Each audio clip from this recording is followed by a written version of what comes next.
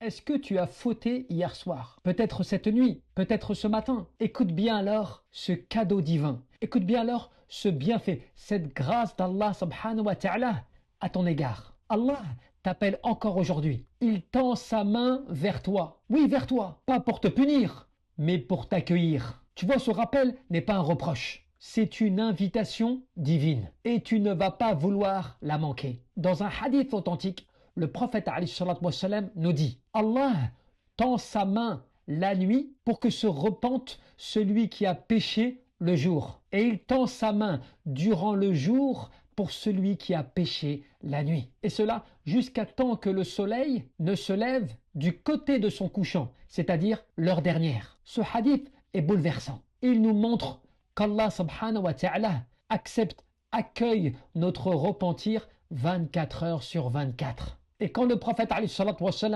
indique Allah tend sa main, c'est une qualité qui appartient à Allah et comme il convient à sa majesté, sans ressemblance, sans imagination et sans comparaison. On y croit tel quel, mais sans chercher à comprendre le comment et à imaginer. Tu sais ce qui est incroyable? Quand tu fais une faute à l'égard d'un être humain, il te tourne le dos, il t'en veut, rancunier, il te supprime. Mais quand tu fautes à l'égard de ton Seigneur, créateur des cieux et de la terre, il te pardonne. Il t'ouvre la porte du repentir. Et il accueille ta repentance même si tu as péché 1000 fois. Tu as désobéi? Allah tend sa main. Il ne te ferme pas la porte. Tu es tombé? Il veut te relever. Et ce n'est pas une fois par an. C'est tous les jours et toutes les nuits. Subhanallah. Et ce que j'aime dans ce hadith, c'est qu'Allah subhanahu wa ta'ala nous montre qu'il nous laisse tous les jours une occasion de revenir à lui. Que ce soit dans la journée ou dans la nuit.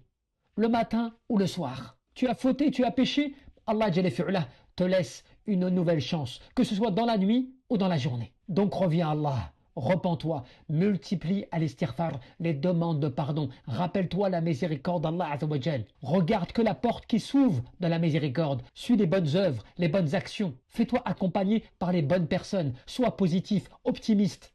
Ne suis pas les conseils de Satan, les intrigues de Satan, qui veut te faire désespérer, manquer de confiance en Allah et ainsi baisser les bras. Cependant, ce n'est pas tout le temps jusqu'à ton dernier souffle. Cela est valable tant que le soleil ne se lève pas de son couchant. Cela veut dire tant que l'heure dernière ne s'est pas levée. Donc tu ne sais pas quand cela arrivera, ne repousse pas ce repentir, ne te laisse pas bercer par la procrastination, à savoir le fait de repousser les choses au lendemain. Et qu'Allah subhanahu wa ta'ala nous pardonne.